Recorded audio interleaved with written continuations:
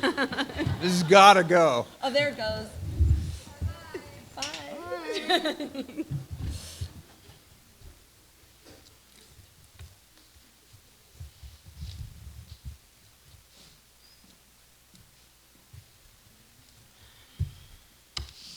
think we should just sort of like I think so. No, do I think it. someone's going to introduce. Introduce Oh, us yeah, to see. the- Richard, someone introduces us, right? Yeah. We didn't want to just start talking. Okay. Thoughtful. It's really bright. It's like a turn. Hello, my name is Susan Williamson, and I'm the Assistant Director of the Palm Beach Poetry Festival, and I'd like to welcome you all to the Craft Talk by Gregory Orr and Denise Duhamel this afternoon. This is our 5th anniversary, an event dedicated to fostering the writing, reading, performance, and appreciation of poetry in Palm Beach County. We feature America's finest poets. The festival was born 5 years ago, the vision of founder Miles Kuhn, wherever he is. There he is. And has grown to a 6-day event hosting participants from over 20 states in the U.S., and this year from the Republic of Ireland and from the Bahamas. We're grateful to our sponsors, Old School Square Cultural Arts Center, Morgan Stanley's Windler Fitzgerald Group of Atlanta, Books and Books, official bookseller of the festival, the Palm Beach County Cultural Council, WXEL-FM, Palm Beach County, and to our staff, interns, and volunteers. Help us learn more about you and our efforts by filling out a program evaluation form that you'll receive at the end of the program. Visit the festival's Books and Books bookstore. Consider making a donation to the Palm Beach Poetry Festival. Silence your cell phones now, and we'll begin the program. We switched the order of the program. I can read Burning the Red House, City of Salt, Poetry as Survival, The Blessing, The Caged Owl, Concerning the Book That is the Body of the Beloved, or the awards, Guggenheim Fellowship, Rockefeller Foundation, National Endowment for the Arts, American Academy of Arts and Letters, and many others. But that would not tell you of the generosity and nurturing quality of his teaching, or the spiritual center that rudders his creativity and the care with which he motivates and encourages young poets and all of his students. I've had the good fortune to learn craft from Gregory Orr in Charlottesville, Virginia, where he's professor of creative writing at the University of Virginia. His teaching has marked not only what I write, but how I live and work as a poet and writer. It's my extraordinary pleasure to introduce to you Gregory Orr.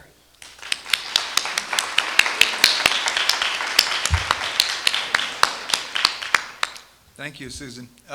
Is this working? Can people hear me through this? Great. I'm a sort of disorganized person in presentations and stuff, so I make endless outlines, and then I think, oh, well, I should write it all out and read it. That's boring for me and the audience, and so on and so forth. So what I'll do is I'll ask you to be patient with me if I seem to get lost and scramble about to get back on topic again. But there's some part of my mind that still resides in the 60s when I was formed, and so that no sooner was I informed of the opportunity to talk to you about craft, then my mind began to go in a different direction. And this is not, I don't like to think of it as being perverse. I like to think of it as having to do with thinking by contraries or something. But craft is what we can learn. It's why we're here. It's the joy of our lives in devotion to the art of poetry. It's what's teachable. We believe it's teachable. We believe it's learnable.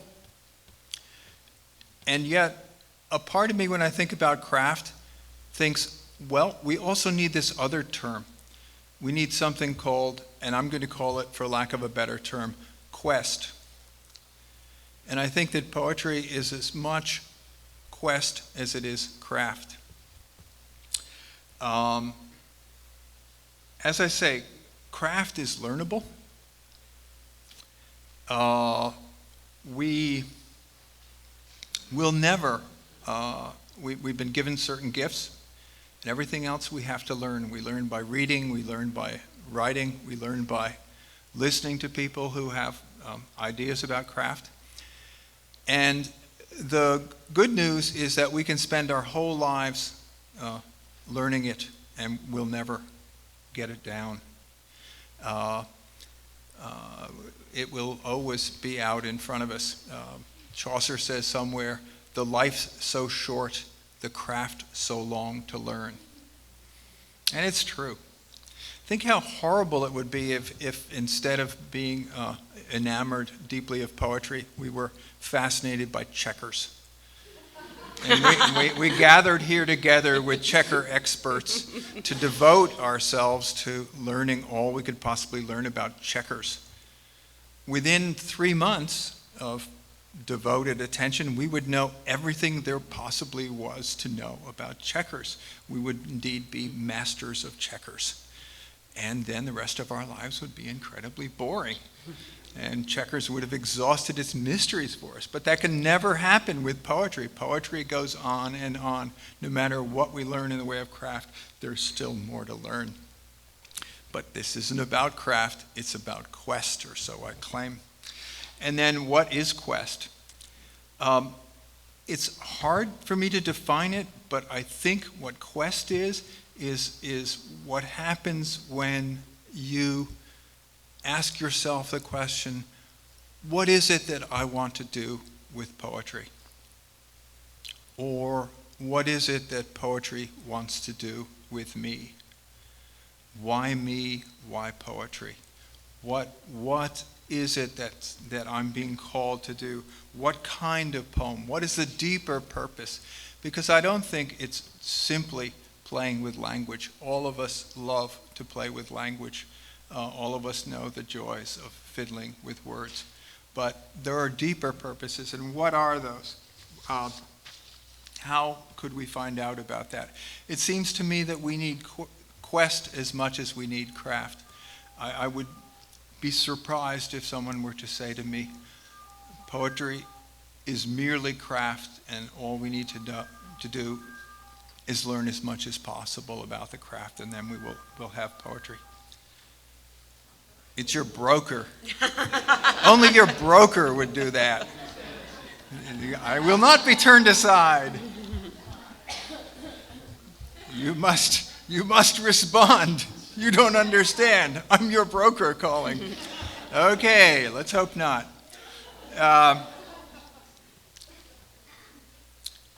So, poetry isn't just rhetoric. It's not just the ability to persuade others intellectually or emotionally through language. Poetry and the writing of it also, it works on us as well. We, the writers, are changed through the act and decision of becoming poets. And what I want to know is this: how is it that we can explore the issue of quest? How, if craft is teachable, if the workshops are structured around ongoing discussions of craft, how is it that one can learn quest? How is it that we can address that issue if indeed it is important? And the first answer, of course, is that quest is obviously so much more personal. One's own quest is the issue here in poetry. And so, of course, it seems to me we can introspect. We can ask ourselves questions about what is it I want out of poetry? What is it that poetry wants out of me? What is my deeper purpose in this project of writing poems, which for some inexplicable reason I can't get a minimum wage for. Why am I doing this? There must be some reason. It isn't economic. Okay. So there is this constant introspecting. All of us poets do a lot of that, and we read about other poets' ideas of what poetry is, and sometimes they help us and sometimes they don't. But what I'm here today to suggest is another approach to the question of our quest in poetry. And it's an approach that instead of involving introspection, trying to see our souls in the mirror, which is, after all, asking a lot both of mirrors and of the project of seeing through the self. Instead, I'm going to suggest that by looking away from ourselves or acting away from ourselves, we can indirectly come back toward this clearer sense of quest. And finding ourselves in an other. And the question becomes, well, what other is it that we're going to propose? At this point, I want to suggest to you that each of us as poets faces this gigantic repository of all the poems that have ever been written. All the poems that are written now in our culture, in our language. All the poems that are written as we go beyond our borders in the present moment around the globe. So now we've taken in all the poems available to us through translation in the contemporary moment. But now we can start going back in history. All the poems that were ever written in our language, in our culture. All the poems that were ever written in other cultures, in other times. Ancient Chinese poems have always been kind of interesting to me, and so on and so forth. We have a huge repository of poetry that's been written before. Gigantic. I think of it as, in order to cut to the chase about what I'm going to propose to you, I think of this repository as being this amazing human resource, a resource of testimony in the form of poems, testimony about what it is to be a human being. And we use that for our own spiritual sustenance. But now what I want to suggest is that as poets, we don't just use it as spiritual sustenance, but that we make it an active part of our growth as poets. What we've got there in this repository is an iPod the size of the moon. Okay? Everything is there. Our task, our individual task, is to download the playlist, not of everything that's up there, but of those poems that we most love, that matter most to us. Or to use a metaphor from my generation, it's a giant cosmic jukebox. And in my thinking, which is stuck in the 60s, we get 5 plays for a quarter. We get to choose 5 songs for a measly quarter. You blink and it's 3 plays for a quarter. You blink again and they've shot the jukebox and there's nothing left. Only we know what the word Wurlitzer means. It's gone forever. Such is life. But then we have iPods. Anyway, here's my point. My point is something like this. I'm going to cut to a different thing. Thomas Jefferson, at a certain point, I've got to look at my pages here because I want to get the quotes right. What's going to guide us here in this anthology is a phrase of Emerson's. He says, "Make your own Bibles." But before we get to that, I'll give you an example of somebody who led the way for us. Thomas Jefferson, who hailed from my neck of the woods in Charlottesville. Thomas Jefferson, between 1813 and 1820, took a Bible, Christian Bible, and he sliced out everything about hell, about damnation, about the institutional church, and about miracles. He took these things out. He literally, this by the way is literal slicing out. which is, I like to think of this, it's pretty gutsy, activity with the Bible. Here's what he says. He says it in private, by the way. I can assure you he never made this public. He wrote this in a letter. There will be found remaining the most sublime and benevolent code of morals which has ever been offered to man. I have performed this operation for my own use by cutting verse by verse out of the printed book and by arranging the matter which is evidently his, Jesus's, and which is as distinguishable as diamonds in a dunghill. He wasn't much of a poet, but diamonds in a dunghill that's pretty good. That'll work. But I've performed this operation for my own use. That'll be an operative term for us. It really was for his own use. He didn't dare print it. He didn't even dare let this get out that he had done this. This was a secular humanist in action, someone for whom the Bible was a spiritual guide and a moral guide. Cut to about 20 or 30 years later, and we have Ralph Waldo Emerson writing, again, in his journal, not for public use, because still, to mess with Bibles or with the word Bible, I think even was a bit risky. But here's Emerson in his journal of 1834. Make your own Bible. Select and collect all the words and sentences that in all your reading have been to you like the blast of triumph out of Shakespeare, Seneca, Moses, John, and Paul. And of course, those were obviously some of his favorite sources. But what I want here is make your own Bible. Choose from all the reading that which to you has been so important. And again, what you see with Emerson is he stepped outside of the religious sphere, and the word Bible is now a metaphor for a spiritual, metaphysical guide.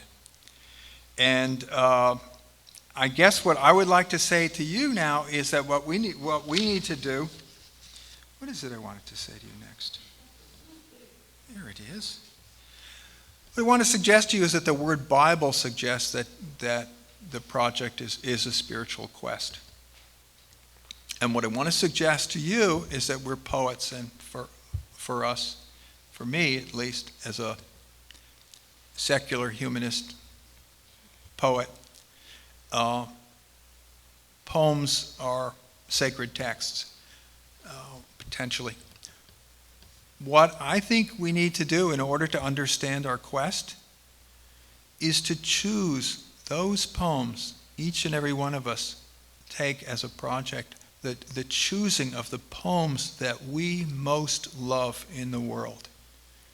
Poems that are like the blast of triumph to us, that are like diamonds in a dunghill.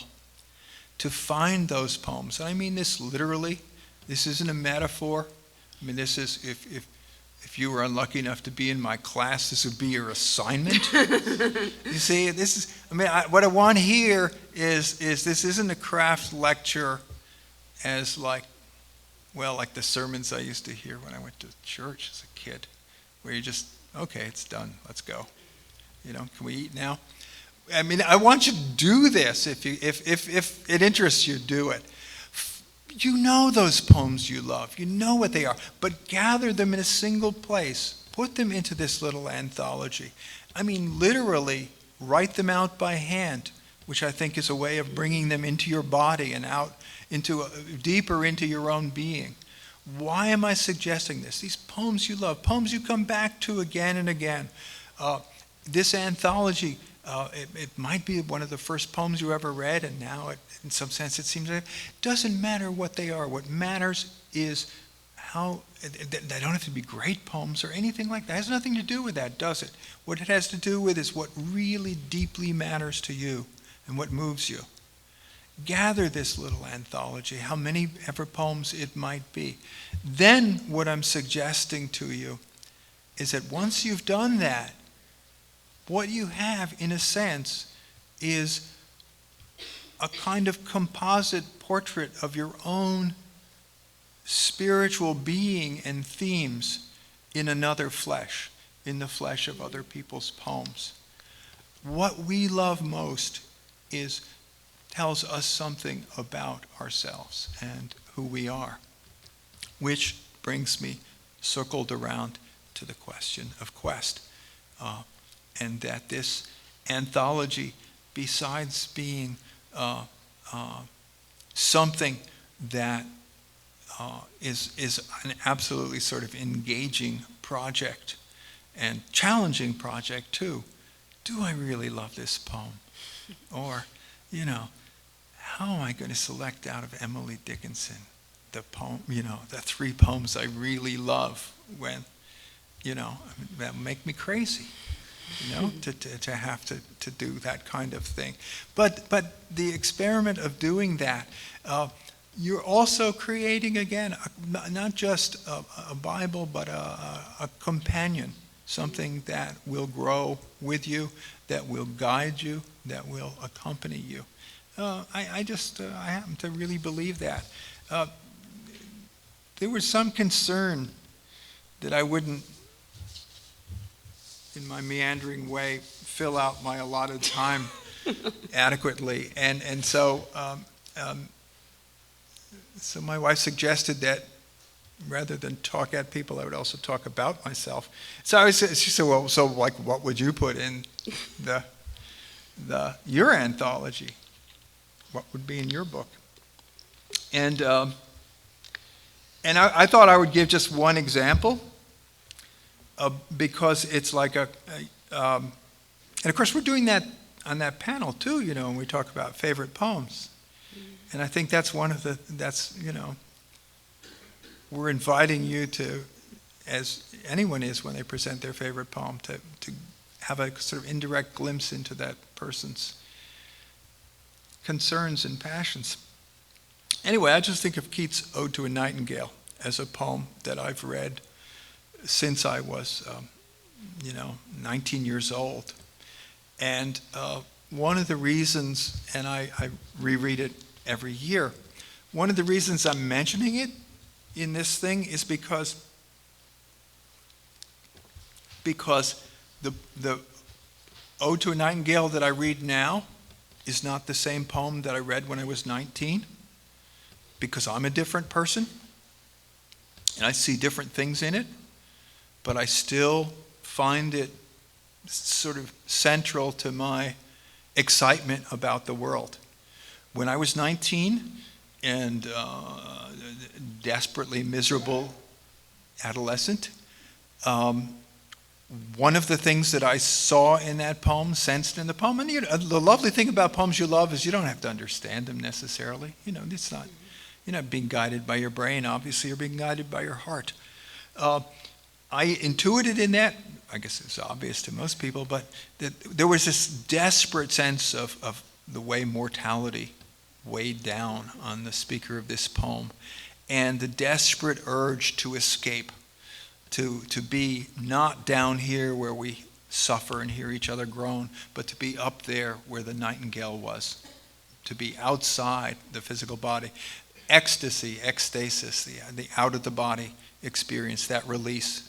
And it didn't bother me that among the techniques that Keats mentioned for ecstatic release were alcohol and drugs, although he found that imagination was much more effective and was really the mode that we find more efficacious. In any case, that was one of the things that mattered to me that much, that sense of release and ecstasy, and that can be so important when you're young. What I treasure in the poem now, among other things, last time I read it, I've treasured this for a while, is that the key moment, one of the key moments in the poem, is when he says, "Away, for I will fly to thee, not charioted by Bacchus and his pards, but on the viewless wings of poesy, though the dull brain perplexes and retards. Already with thee tender is the night." What I love about that is how god-awful the most important line in the poem is. That it's terrible, that there's the viewless wings of poesy. What he means is I'm here, you're there in the tree. I can get there through the act of imagination, right? I can fly there with the viewless wings of poesy. Okay, viewless must mean transparent, I guess. Stupid way to say it. Not that transparent is a great word either. Poesy, I mean, it's like, because he didn't even read Wordsworth, who told him, stop using these silly words that are, But there it is, the crucial dramatic moment in the poem is in this terrible line. And what I love about that is that you can have a great poem. A great poem absorbs terrible lines. I mean, that poem would not make it through workshop. I would be the first to leap on and say, Johnny, this you cannot do. You got to do better than viewless wings of poesy.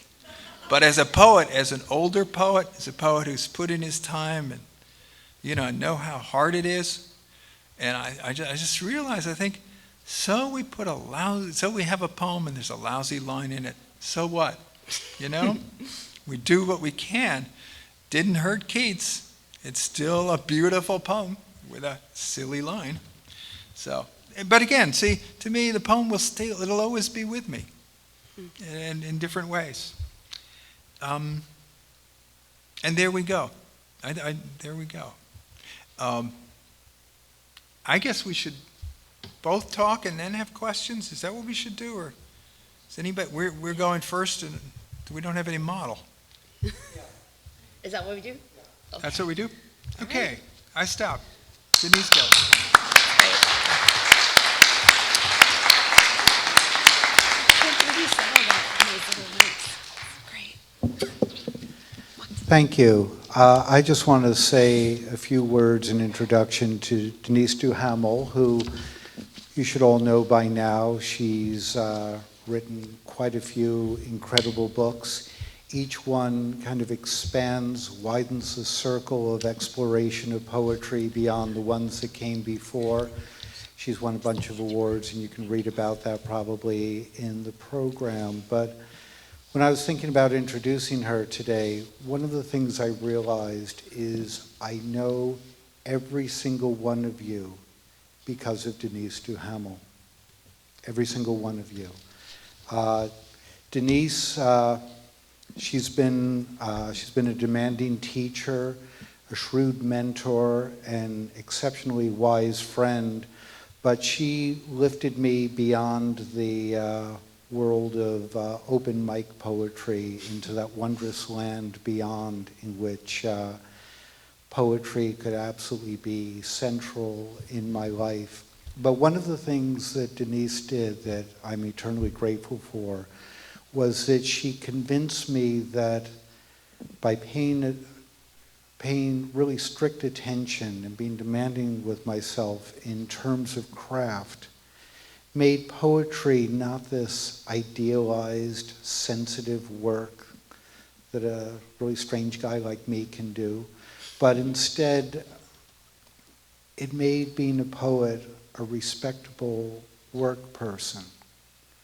That it meant that being a poet could be part of the world that I share with everybody else that I deal with during the day, and that the craft was really important, that it gave the work I did not the nobility of my great thoughts and my verbal acuity, but rather it gave my work the nobility of just good, honest labor, and I'm really grateful for that. So as a result, I pay attention to everything that she has to say. Denise Duhamel. Thank you.